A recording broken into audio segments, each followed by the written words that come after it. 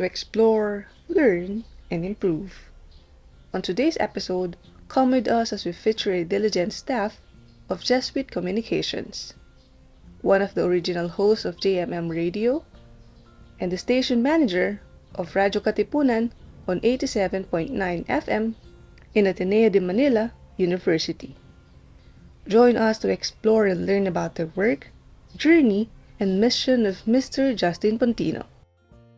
Only here in Sensei, their skills and talents. Ako si Justin Pontino. I am the current station manager of Radyo Katipunan, 87.9 FM. Isa siyang community radio dito sa loob ng Ateneo de Manila University campus. Community radio kasi we're also not just serving the academic community, but we're also reaching out to pretty much the immediate surrounding areas of Ateneo. Kasama na dyan syempre yung mga Jesuits, yung mga apostolates, at syempre yung mga kapitbahay naming mga barangay. So, ayun. I started 2019, pero yung radyo, nag-start siya 2018 pa. It was an idea between our executive director, na si Father Nono Alfonso, and then President of the University, si Father Jet Villarin, SJ. Gusto nila magkaroon ng lab radio ang Ateneo.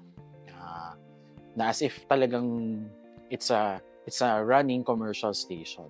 Then, syempre sa tulong ng mga ibang collaborators, kasama na dyan yung mga nasa academic community, alumni. So, they all pitched in, to put up the station.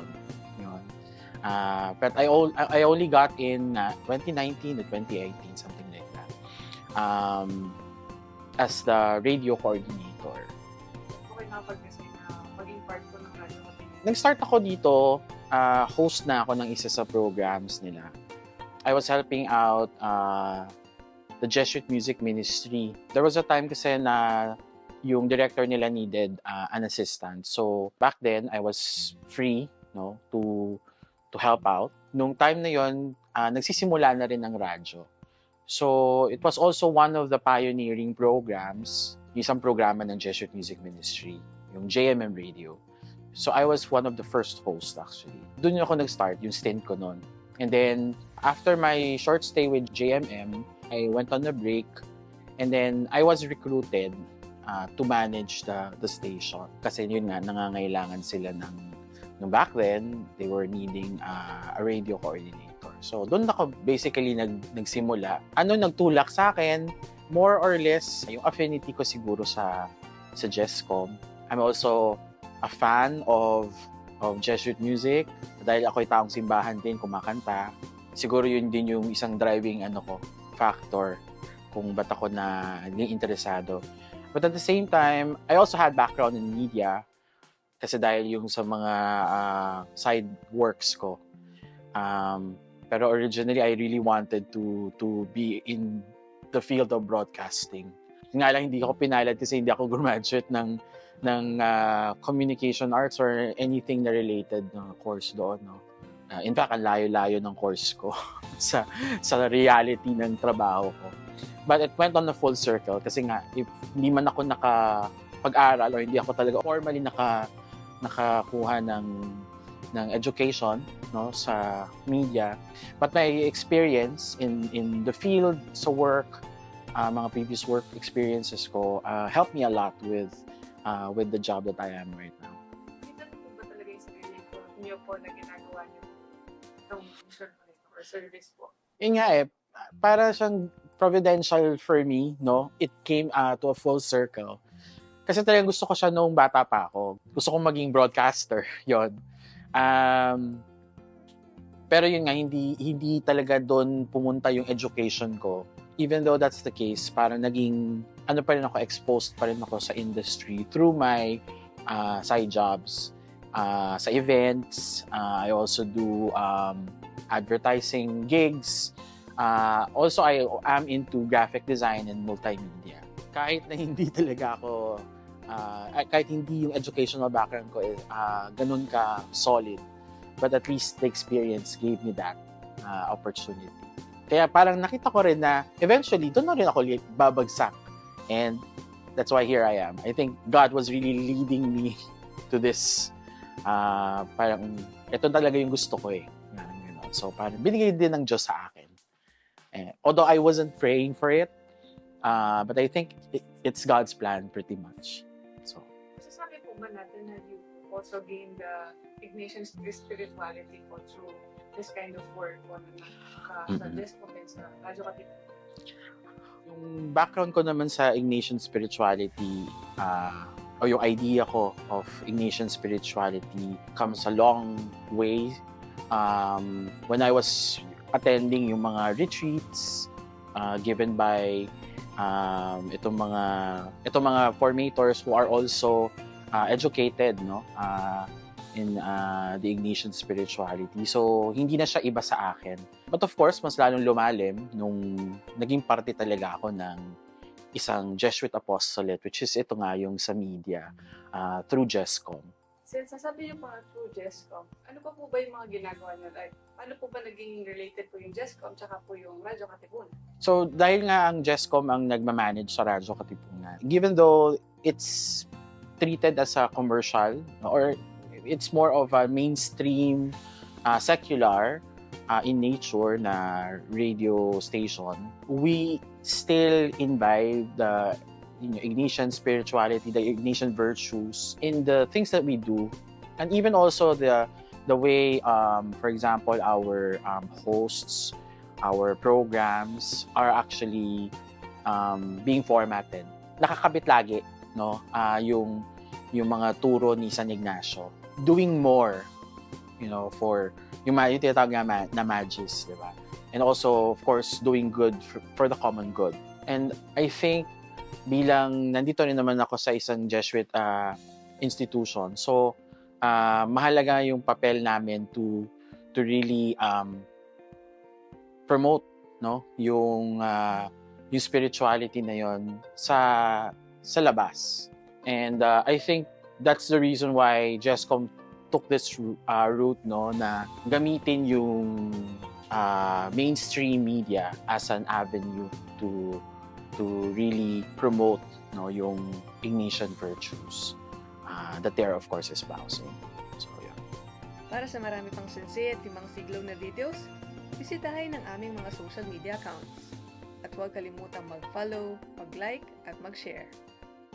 Ikaw ay nanonood pa rin ng Sensei. Balikan ko lang po, kanina you mentioned na nag-host po kayo sa Radyo Katipunan. Ilang program po ba meron po kayo?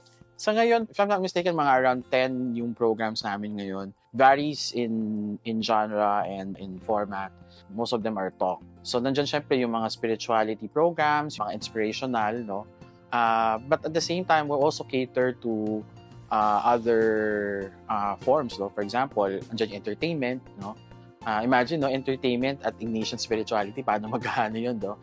But it's more of how we actually talk to our to our guests or whoever we would like to feature, na parang we try to inculcate to them, no, this is how Ignatian values are, and this is how we'd like to sana impart to you. And surprisingly, you know, in the way they would do their interviews, malalaman mo na nare-realize mo lang na parang they are already learning from the interviews as it goes. Nakakuha sila ng mga ideas na hindi nila alam na yun na rin pala yun, no? Na, okay, so that's Ignatian spirituality pala. Even pop culture. So varied talaga siya.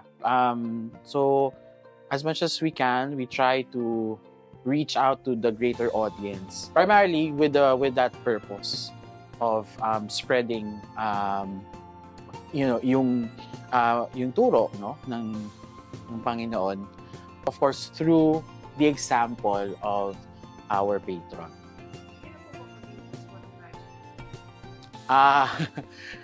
Mahirap kasi lalo na kung mauubusan ka ng ideas, 'di ba, especially kung live yung program mo, 'di ba? Kahit sino naman sigurong media practitioner or yung mga talagang sumasalang sa live na program. mahirapan sila. But I think the grace that we find every time we go live is, the thought na whatever we say translates to what we believe in and what we are standing for. Which is, of course, yun nga, babalik tayo dun sa roots ng aming ministry. So I think yun yung isang bagay na we are proud, of doing here in Radyo. Sa radyo po, mas marami sa boses po yung nanggagaling, mas nagiging po ng mga nakikinig. Mm-mm. Ano niyo po parang hinuhugot or ano po ba yung mga preparations na ginagawa niyo bago po kayo sumahanap? Try as much as possible to parang have a walkthrough of what to expect for a specific, kunyari, episode. Siyempre, nandyan yung prep, kahanda ng scripts, of course, yung episode concept, no? Ano yung i-discuss mo, sino yung mga i-guess and all. So, you have to be, as a host and also as a producer, you have to be hands-on always. Dapat alam mo lahat yon. Kasi if something comes up that you don't expect to happen, madali kang makaka-react and madali ka ring makakahanap ng solution. Siguro, bukod dun sa preparation na mismong dun sa you have to also prepare yourself na syempre you have to be prepared technically. So nandyan yung syempre yung mga gamit mo dapat kompleto, ayos. Nandyan yung syempre yung ikaw mismo. You have to be physically prepared and present. Ayun, importante yun yung presence. And also sa amin hindi natin nakakalimutan syempre yung magdatiyan ng part yan na we have to always include the Lord in the things that we do, which is going back to our Ignatian roots, finding God in all things. Parang we always consider God is present in everything that we do, even from the serious conversations to even the times that we laugh. So nandun ang Panginoon. So yun yung isang consolation na nakukuha namin from doing this work. Kanina po, emphasize niyo po yung salitang present. Importante po yung present, syempre. How we're able to gather the wisdom po na ibinibigay po natin sa mismong parang program. Mm-hmm. Ayun, so di ba nga, preparation. So you have to always be updated, syempre, di ba, with what's going on. And specifically, kung yung topic is very much relevant to the current situation, dapat maging maalam ka, maging updated ka, at dapat maging, you need to equip yourself with the ample knowledge. And of course, you have to fact-check your sources. Lagi yan, di ba? On top of that, you have to be able to translate yung information kukuha mo na hindi ka biased, yan, na hindi ka influenced by other factors and other externalities. Bilang ikaw ay isang media practitioner, you have to be always on the neutral side, and you have to be fair on both sides. So yun yung isang primary preparation that any media practitioner should do, being able to provide a fair account of what is relevant right now. Para sa marami pang Sensei at Limang Siglo na videos, bisitahin ang aming mga social media accounts. At huwag kalimutang mag-follow, mag-like, at mag-share. Ikaw ay nanonood pa rin ng Sensei. Lastly po, sir, since you are a producer and we're doing a lot of things just to have this program and parang mag-run po lahat ng mga program. Paano niyo po ba nakikita yung importance ng work na ibinibigay niyo po sa ministry po? Siguro I always think that yung everyday that I work here, I always parang keep in mind that I am serving a greater purpose. And that purpose is the purpose that's given to me by God. So, yun yung driving force, And when you have that in mind, everything comes into place, Of course, you will strive to work better. You strive to be excellent in everything you do because that's for the Lord. Yun yung siguro isang malaking yung malaking biyaya, no, ng pananampalataya natin. Having that strong faith in you makes you really do, or make impossible possible.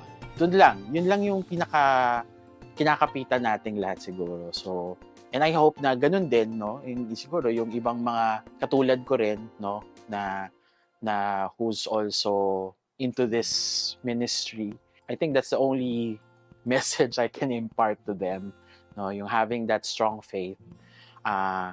Regardless of what, your situation is, mahirap man yung trabaho, pero again, babalik ka dun sa sa point that you know that there's God present in your life. So everything would be okay when He's there. Kayo po, from the journey that you had po, bago po kayo pumasok sa service niyo po sa JESCOM, ano po kaya yung term na may isip niyo to describe yung life lesson na natutunan niyo po during that journey po? I think sa life, sa experience ko in this ministry, I think ang isang namamayaning na salita is yung salitang pagpapaubaya. Letting the handiwork of God parang take its place. Akala ko, kahit ito yung gusto ko nung bata pa ako, hindi ko inaakala na dito rin pala ako babagsak. No, sa naging takbo ng buhay ko, and also with, all the opportunities that I thought that I missed. Parang I think it's always in the providence of God, I find that parang consolation. And at the end of the day, parang yun nga, dahil pinabayaan ko lang yung Diyos na uminog sa buhay ko,